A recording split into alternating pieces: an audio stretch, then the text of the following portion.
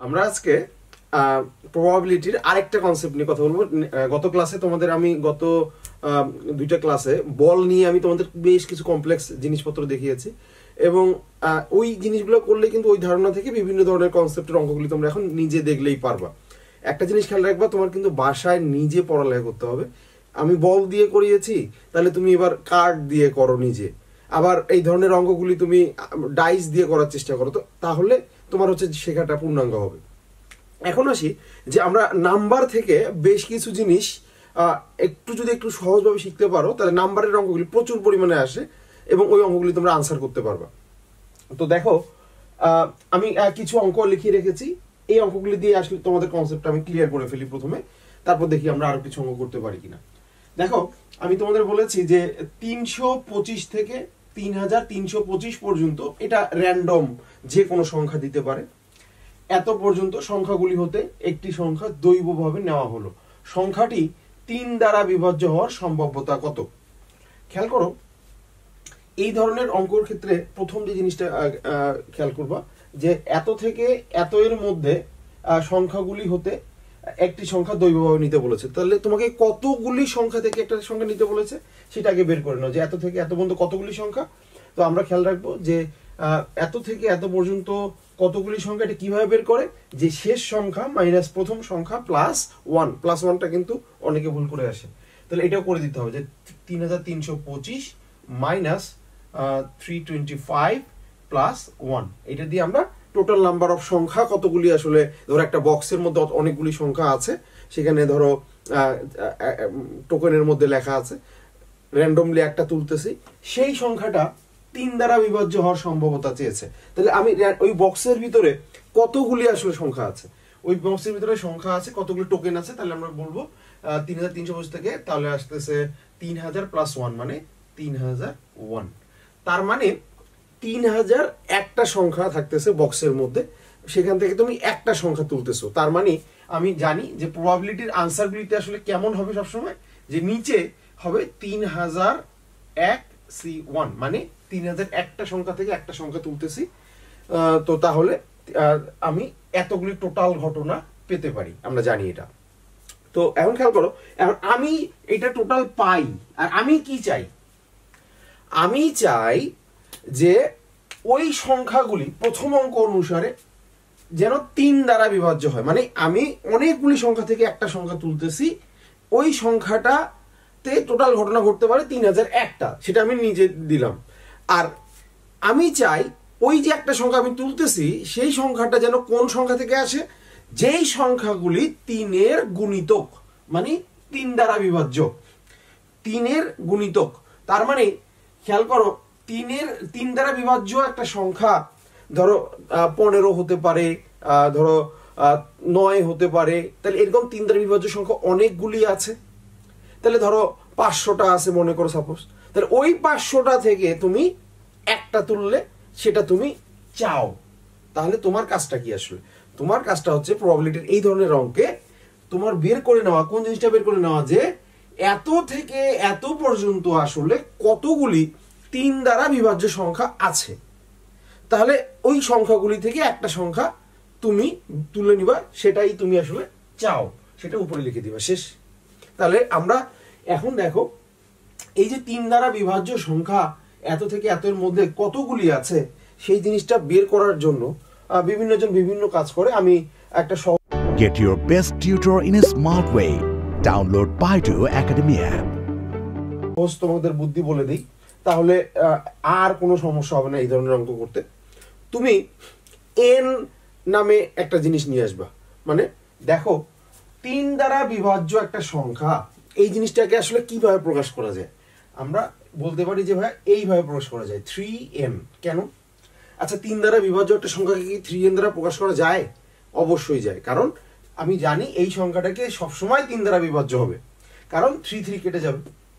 তাহলে খেয়াল করো, তার মানে হচ্ছে এই যে 3n সংখ্যাটা, এই 3n সংখ্যাটা আমার কত থেকে কত এর মধ্যে হতে হবে? এত থেকে এত এর মধ্যে হতে হবে। তাহলে খেয়াল করো, আমি n পেয়ে যাবো। n মানে কি? n মানে হচ্ছে পদ সংখ্যা, যে আমার টোটাল কয়টা 3 দ্বারা বিভাজ্য পদ আছে। তাহলে খেয়াল করো 3n ইজ লেস দ্যান, দেখো 3n ইজ লেস দ্যান কত, যে ভাই এটা 3325 এর চেয়ে ছোট হতে হবে, ঠিক আছে।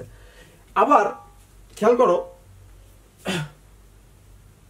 এটা কার থেকে বড় হতে হবে, এটা 3225 এর চেয়ে সরি 325 এর চেয়ে বড় হতে হবে এই সংখ্যাটা। তাহলে n এর মানগুলি কেমন হতে হবে, n এর মানগুলি আসলে কেমন, n এর মানগুলি মানে আমি এইখান থেকে বের করে নিব যে 3n, এই যে সংখ্যাটা আমি চিন্তা করবো, যে সংখ্যাটা আমি তুলছি, যে বিভাজ্য সংখ্যাটা তুলছি, সেটা কার থেকে ছোট, এর থেকে ছোট, এর থেকে বড়। এবার তুমি n এর মানটা বের করে নাও। তাহলে এখান থেকে খেয়াল করে দেখো n এর মানটা হচ্ছে, আমি ক্যালকুলেটর দিয়ে করে ফেলি, এটা মোবাইলে ক্যালকুলেটর আমাদের।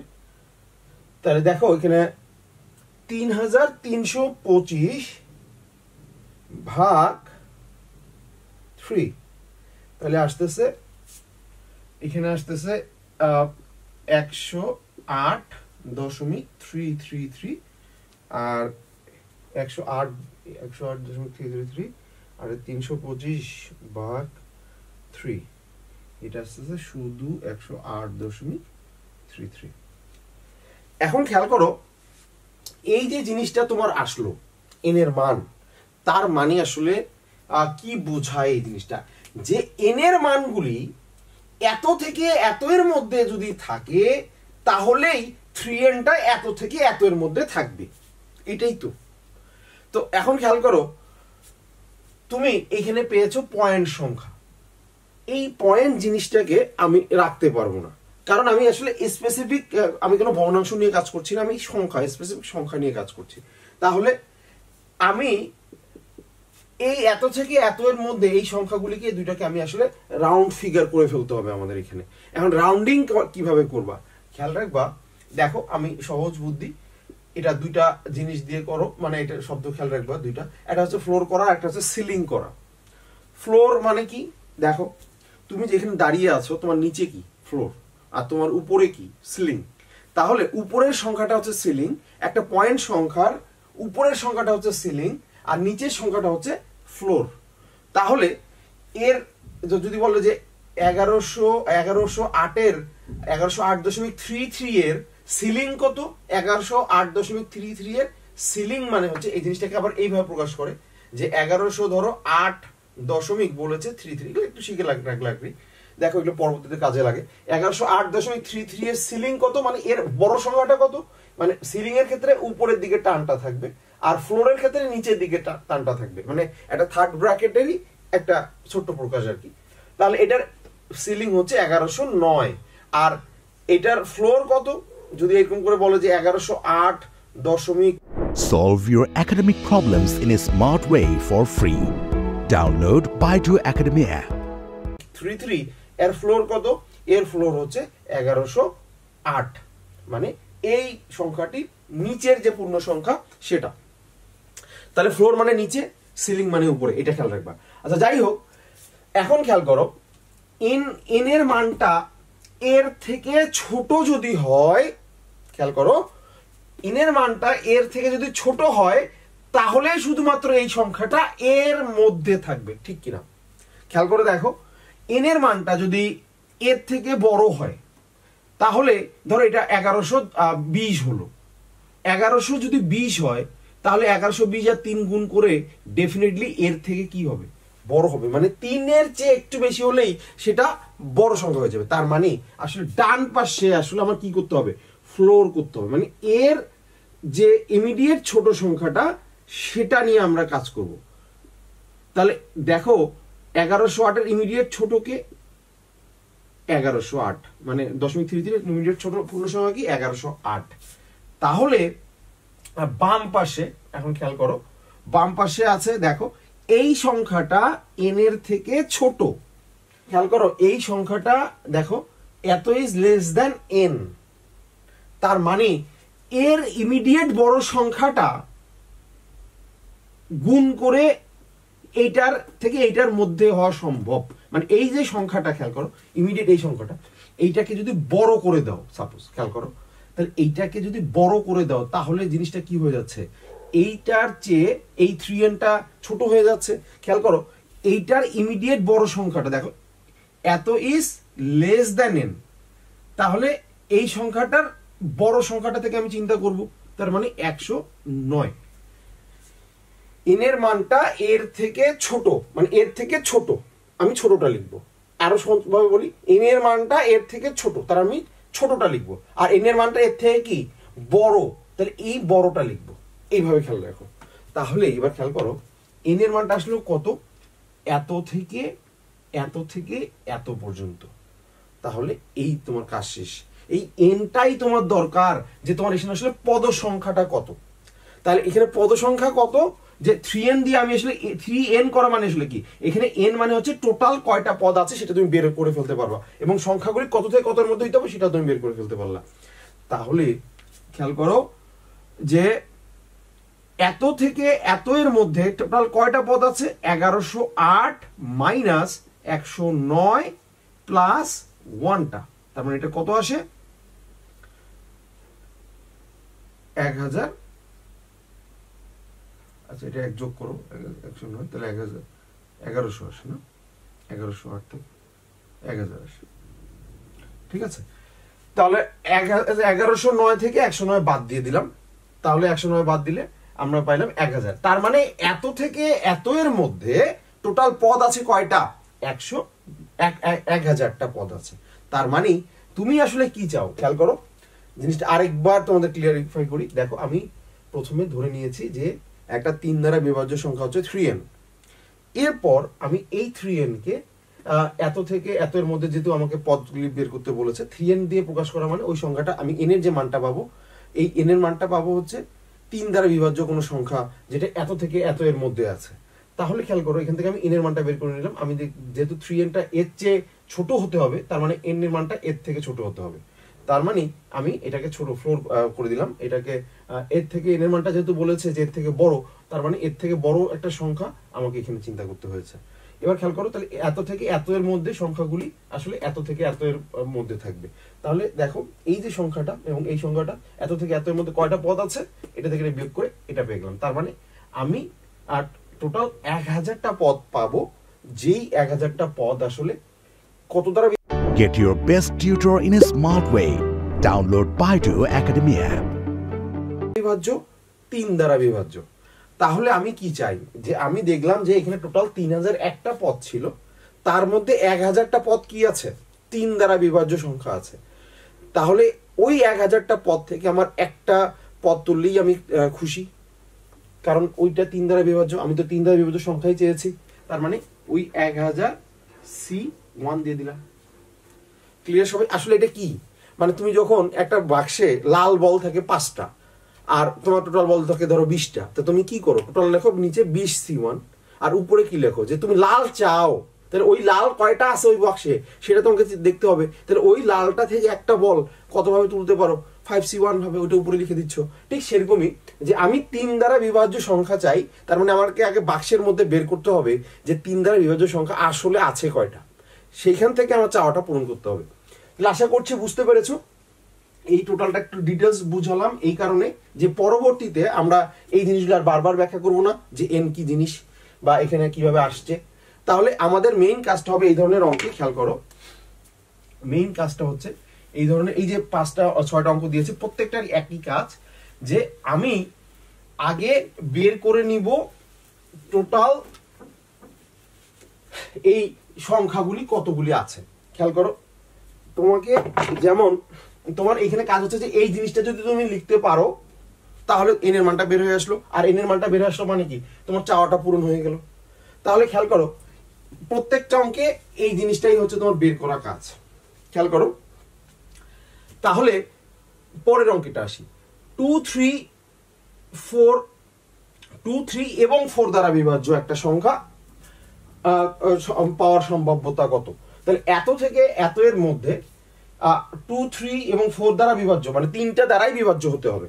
এখন একটা জিনিস বলো, যে একটা সংখ্যা 3টা দ্বারাই বিভাজ্য, এই 3টা দ্বারাই বিভাজ্য, এরকম একটা সংখ্যা আসলে কেমন হওয়া উচিত। আসলে বেসিক্যালি এই জিনিসটা আমরা ছোটবেলায় শিখে আসছি, যে একটা সংখ্যা 2, 3 এবং 4 তিনটা দ্বারা বিভাজ্য মানে আসলে এদের লসাগু দ্বারা বিভাজ্য। তার মানে আমরা জানি যে এখানে আনসার কত, যে তার মানে 2 2 4, 3 4 12। তার মানে হচ্ছে একটা সংখ্যা যদি 12 দ্বারা বিভাজ্য হয় তাহলে ওই সংখ্যাটা অবশ্যই 2, 3 এবং 4 দ্বারা বিভাজ্য হবে। আবার 2, 3, 4 গুণ করে দিও না, কারণ 2, 3, 4 যদি গুণ করে দাও তাহলে এখানে আসবে 24। সেই ক্ষেত্রে প্রবলেমটা কি? সেই ক্ষেত্রে প্রবলেম হচ্ছে যে তোমার আসলে কিছু সংখ্যা তুমি পাবা না। 24 দিয়ে চিন্তা করলে আসলে অনেকগুলি সংখ্যা পাবা না, কারণ এত থেকে এতের মধ্যে আমি জানি 12 দ্বারা বিভাজ্য যতগুলি সংখ্যা আছে সেই সংখ্যাগুলি আসলে 2, 3, 4 দ্বারা বিভাজ্য। হ্যাঁ, 24 দ্বারা বিভাজ্য সংখ্যাগুলো 2, 3, 4 দ্বারা বিভাজ্য, কিন্তু যদি তুমি 24 দিয়ে চিন্তা করো তাহলে অনেকগুলি সংখ্যা আছে যেগুলি 2, 3, 4 দ্বারা বিভাজ্য, কিন্তু তুমি সেগুলিকে কাউন্ট করছো না। তার মানে আমি সবসময় খেয়াল রাখবো লসাগুটা দ্বারা বিভাজ্য সংখ্যাটাই আমরা 2, 3 এবং 4 দ্বারা বিভাজ্য। তাহলে এই ধরনের অঙ্ক যখন আসবে তুমি এখন কি চিন্তা করবে? প্রথমে এদের লসাগু আগে নিয়ে নিবা। তাহলে এদের লসাগু দ্বারা বিভাজ্য সংখ্যাটাই আসলে 2, 3, 4 দ্বারা বিভাজ্য। তাহলে এদের লসাগু কত? 12। তার মানে এখানে তুমি কি দিবা? 12n। তাহলে এখান থেকে তুমি 12n দিলা, এখান থেকে একই সিস্টেমে তুমি nটা বের করে ফেললা। n এর এখানে মান আসলো, সেটাকে কি করে দিলা? ছোট করে দিলা। আর এটা যে মানটা আসলো সেটাকে বড় করে দিলা, সিলিং করে দিলা। দিয়ে তুমি এত থেকে এতের মধ্যে কয়টা পদ আছে সেটা তুমি বের করে ফেললা। তাহলে ওই তত C1 লিখে দিলা, মানে নিচে তুমি লিখে দিলা 3000 C1, আর উপরে এখানে যে এত থেকে এত পর্যন্ত যতগুলি পদ আসতেছে তত C1 লিখলেই তোমার অঙ্ক শেষ। ক্লিয়ার সবাই? ওকে, তাহলে আমাদের মেইন কাজ হচ্ছে এই জিনিসটা লিখতে পারা, আর কিছুই না, সিম্পল। তাহলে আমরা এই অঙ্কগুলি একটা একটা করে একটু আরেকটু বিশ্লেষণ করে প্রত্যেকটা অঙ্কের আমি এই জিনিসটা একটু তোমাদের বলে দিচ্ছি, বাকিগুলি তোমরা বাসায় কমপ্লিট করে ফেলবো। দেখো পরের অঙ্কটি 3 অথবা 5 দ্বারা বিভাজ্য।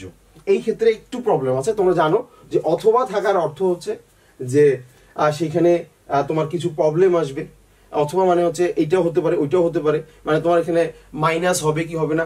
আমরা জানি 3 অথবা 5 দ্বারা বিভাজ্য মানে আসলে এখানে একটা অবর্জনশীল ঘটনা ঘটতেছে, যেখানে একটা কি থাকতেছে, মানে একটা সংখ্যা এরকমও হতে পারে যেটা 3 দ্বারাও বিভাজ্য আবার 5 দ্বারাও বিভাজ্য। সেই ক্ষেত্রে আমরা মাইনাস করার একটা ইস্যু থেকে যায়। তাহলে দেখো আমরা এই ধরনের জিনিসের ক্ষেত্রে আমরা জানি যে সেট নিয়ে আমাদের চিন্তা করতে হয়।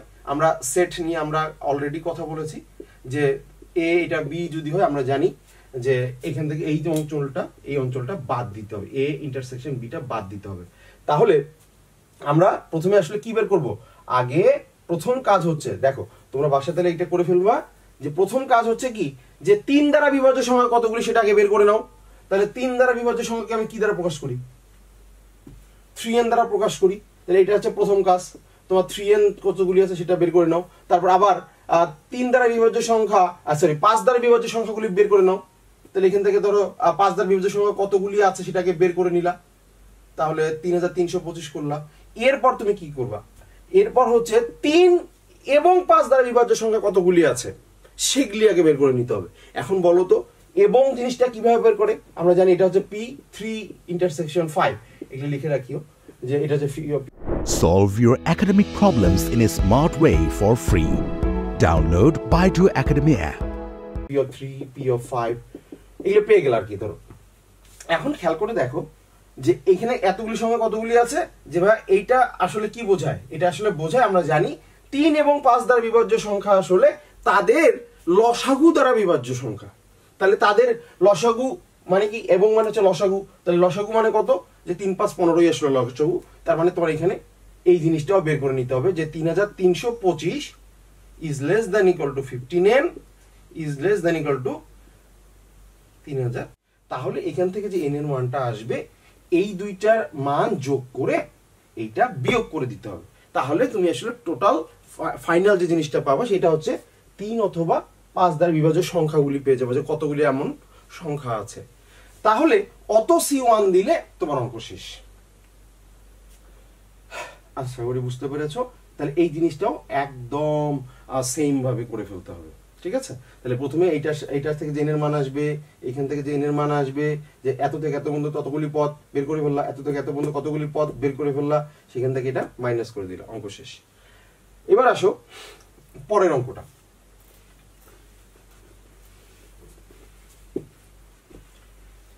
দেখো পরের অঙ্কটা কি বলেছে, পরের অঙ্কটায় বলেছে যে সংখ্যাটি স্বাভাবিক সংখ্যার বর্গ হওয়ার প্রবাবিলিটি কত। তাহলে একই কথা, বলো তো এখানে কি লিখবা, বা স্বাভাবিক সংখ্যাকে কি দ্বারা প্রকাশ করা হয়, n দ্বারা প্রকাশ করা হয়, তাহলে n স্কয়ার। তাহলে এখান থেকে যে আমি n এর মানটা আসবো, এখান থেকে যে ফাইনালি উভয় পাশে রুট করে দিবা, রুট করে দিলে যে n এর মানটা আসবে এত থেকে এত পর্যন্ত কতগুলি n আছে, তাহলে আমরা বের করে ফেললাম, তত c1 লিখে দিলাম, আনসার শেষ। তাহলে n দিয়ে যদি অঙ্কগুলি চিন্তা করা হয় তাহলে এই অঙ্কগুলি কোনো অঙ্কই না। তাহলে তোমার মেইন কাজটা কি, মেইন কাজটা হচ্ছে তুমি এখান থেকে এই জায়গাটায় কি লিখতে হবে সেই জিনিসটা বের করতে পারলে অঙ্ক শেষ। এবার পরের অঙ্কটা খেয়াল করো, বিজোড় সংখ্যার ঘন হওয়ার প্রবাবিলিটি কত। আচ্ছা বলো তো বিজোড় সংখ্যার ঘন কিভাবে প্রকাশ করে, যেভাবে বিজোড় সংখ্যার ঘন, আচ্ছা 2n + 1 হোল কিউব এটা দ্বারা প্রকাশ করে বিজোড় সংখ্যার ঘন, বা 2n - 1 হোল কিউব দ্বারা প্রকাশ করা যায়, সমস্যা নেই। এখন কথা হচ্ছে যে এত থেকে এত পর্যন্ত কতগুলি পদ আছে, সেই ক্ষেত্রে তুমি যদি এখান থেকে n এর মানটা অবশ্যই বের করতে পারবা, কারণ n হচ্ছে আমরা জানি ক্যালকুলেটর হলে ইজি এগলি উভয় পাশে ঘনমূল করে দিব, -1 করে দিব উভয় পাশে, তারপর 2 দিয়ে ভাগ করে দিব, n এর মান চলে আসবে। তাহলে এত থেকে এত পর্যন্ত n কতগুলো আছে, পাওয়া শেষ। তাহলে এটাও আমরা বুঝে ফেললাম। এবার আসো পরের অঙ্কটা। পরের অঙ্কটাতে 2 এর পূর্ণ ঘাত বিশিষ্ট হওয়ার প্রবাবিলিটি কত। 2 এর পূর্ণ ঘাত বিশিষ্ট হওয়া মানে আসলে কি বোঝায়, এই যে জিনিসটা বোঝায় যে আমরা এই জিনিসটা বের করব। বলো তো যে 2 টু দি পাওয়ার n, 2 এর পূর্ণ ঘাত বিশিষ্ট, তার মানে n এর মান আমাদের বের করতে হবে কি, যে এত থেকে এতর মধ্যে n এর মানটা কত। তার মানে 2 টু দি n দিয়ে আমি n এর মানটা বের করে নিলাম, যে এত থেকে কত পর্যন্ত পদ সংখ্যা বের হয়ে গেল। তাহলে এইখান থেকে বলো তো n এর মানটা কিভাবে বের করা যায় সহজে। একটাই উপায়, পাওয়ার যেহেতু উপরে চলে গেছে n, তাহলে উপরে কি নিতে হবে, লক।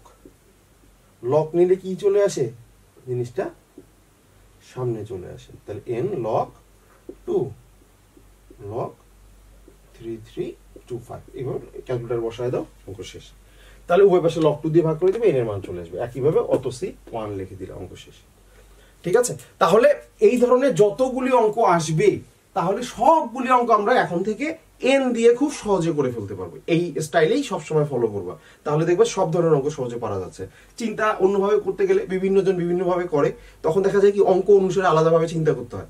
অঙ্ক অনুসারে আলাদাভাবে চিন্তা করার কোনো দরকার নেই, তুমি n কনসেপ্ট দিয়ে চিন্তা করো, তাহলে অঙ্ক সহজ হবে।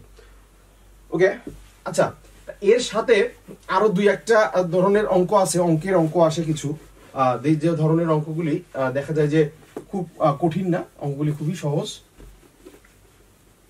দেখো এই ধরনের কিছু অঙ্ক আসে, ধরো এই অঙ্কগুলি কিন্তু একটু পারা দরকার। যে ধরো 1 থেকে 1000 পর্যন্ত একটা অঙ্ক দিলাম তোমাদের। প্রথমে আমাদের বিন্যাস সমাবেশের কনসেপ্টগুলি এখানে লাগে। সংখ্যা পর্যন্ত সংখ্যাগুলি হতে একটি সংখ্যা ধরো বললো দৈব ভাবে নেওয়া হলো। সংখ্যাটি বিজোড় হওয়ার। Get your best tutor in a smart way. Download Baidu Academy app.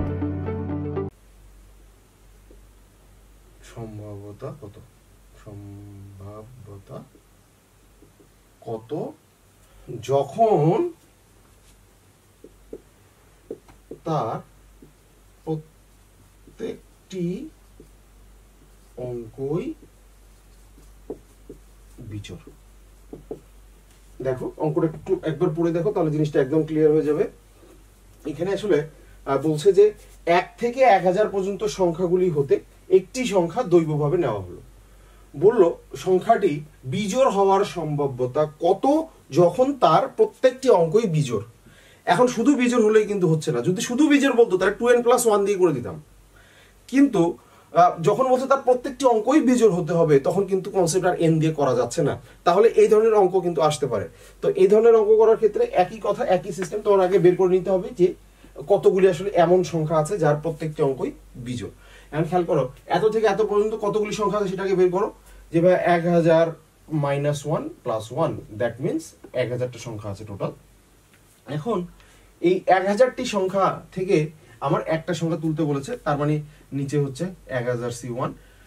আমার বের করতে হবে কি, আমার বের করতে হবে যে 1 থেকে 1000 পর্যন্ত কতগুলি সংখ্যা আছে যার প্রত্যেকটি অঙ্কই বিজোড়। এখন খেয়াল করো 1000 তো আসলে 1000 যেহেতু অঙ্ক বিজোড় হওয়ার কোনো সুযোগই নাই প্রত্যেকটি অঙ্ক, তাহলে আমরা আসলে 3 অঙ্কের, খেয়াল করো 2 অঙ্কের এবং 1 অঙ্কের সংখ্যা পাবো। আমাদের 3টা কেজি চিন্তা করতে হবে যার প্রত্যেকটি অঙ্ক বিজোড় থাকতে পারে 1 থেকে 1000 এর মধ্যে। তাহলে খেয়াল করে দেখো, প্রথমে 3 অঙ্কের সংখ্যা চিন্তা করো। আমরা জানি যে এইখানে আসলে পুনরাবৃত্তির কনসেপ্ট চলে আসছে, কারণ আমরা জানি যে এখানে আমরা প্রত্যেকটা ঘরের জন্য রিসোর্স কয়টা, আমার 0 থেকে 9, কারণ হচ্ছে এখানে 10টা রিসোর্স। কেন আমরা চিন্তা করছি 10টা রিসোর্স? কারণ হচ্ছে এইখানে দেখো, আমি যদি চিন্তা করি এইভাবে যে এখানে প্রত্যেকটা ঘরের জন্য 10টা রিসোর্স, তাহলে এখানে কি দাঁড়াচ্ছে পুনরাবৃত্তির কনসেপ্ট, যে আমরা রিসোর্স এবং ঘর 3টা ঘর, তাহলে আমরা জানি যে এখানে 10টা উপায়, এখানে 10টা উপায়, এখানে 10টা উপায়, তার মানে আমার এইভাবে চিন্তা করা যেত। কিন্তু প্রবলেমটা কোথায়? প্রবলেমটা হচ্ছে যে এইভাবে চিন্তা করলে প্রত্যেকটি অঙ্কই কিন্তু বিজোড় হয় না। আমার কি বলেছে, যে আমার বলেছে এখানে যে রিসোর্স আসলে প্রত্যেকটা ঘরের জন্য এক একটা বিজোড় সংখ্যা, শুধু বিজোড় অঙ্ক, শুধু অন্য কোনো অঙ্ক দিয়ে কিন্তু এখানে চিন্তা করা যাবে না।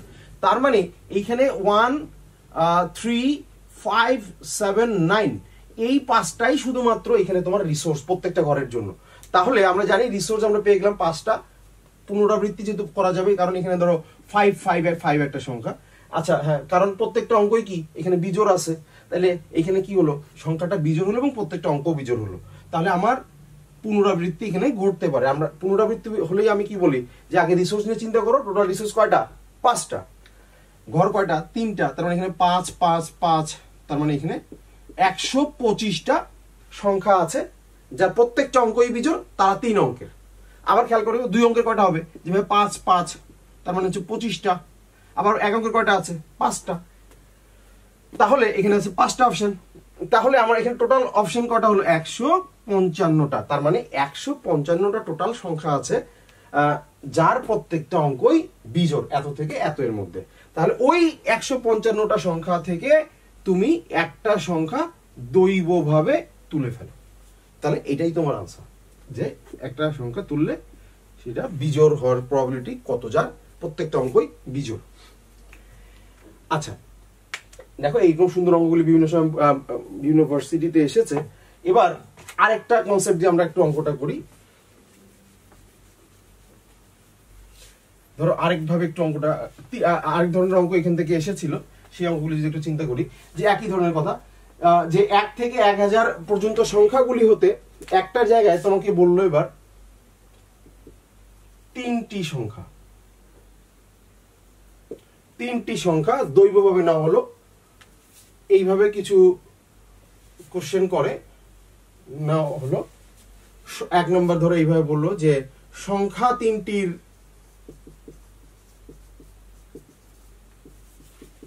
যোগফল ধরো জোড় হওয়ার প্রবাবিলিটি কত, সম্ভাব্যতা। আবার বললো 2 নম্বর কোশ্চেন, সংখ্যা 3টির গুণফল জোড় হওয়ার সম্ভাব্যতা কত। ঠিক আছে, এই ধরনের কোশ্চেন আসতে পারে, যে 1 থেকে 1000 পর্যন্ত এরকম অঙ্ক এসেছে এর আগে, যে 1 থেকে 1000 পর্যন্ত সংখ্যাগুলি হতে 3টি সংখ্যা দৈবভাবে নেওয়া হলো, 3টা সংখ্যা আছে, তাদের যোগফল জোড় হওয়ার প্রবাবিলিটি কত, তাদের গুণফল জোড় হওয়ার প্রবাবিলিটি কত। এই ধরনের অঙ্কে 3টা তুলতে পারে, 4টা তুলতে পারে, 5টা তুলতে পারে, অঙ্ক 8টা তুলতে পারে, 10টা সংখ্যা তুলতে পারে, সমস্যা নেই। তোমার কনসেপ্ট হচ্ছে যোগফল জোড় হওয়ার কনসেপ্ট কি আসলে।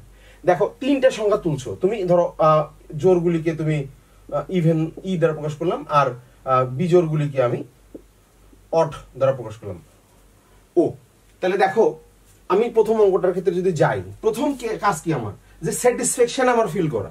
দেখো আমি কিভাবে স্যাটিসফাইড হই, এখানে দেখো সংখ্যা 3টির যোগফল আমার জোড় লাগবে।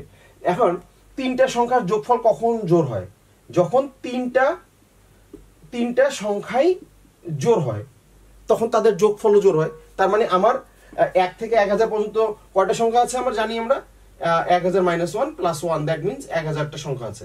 তার মানে 1000টা সংখ্যার মধ্যে কি আছে, 500টি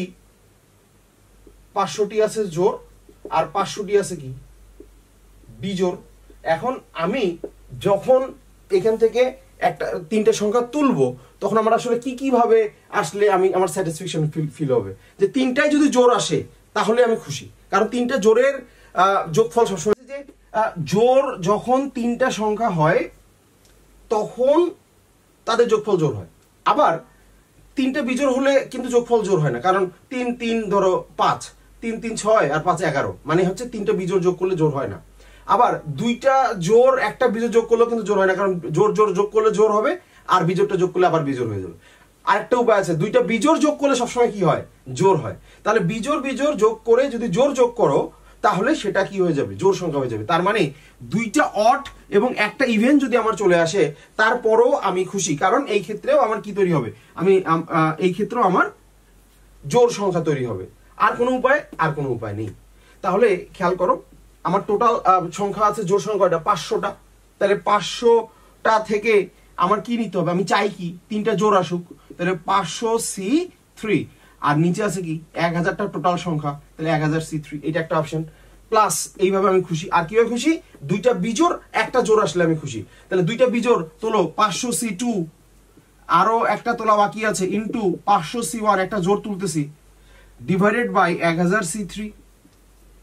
তাহলে এটা হচ্ছে আমার টোটাল জোড় আসার সম্ভাব্যতা।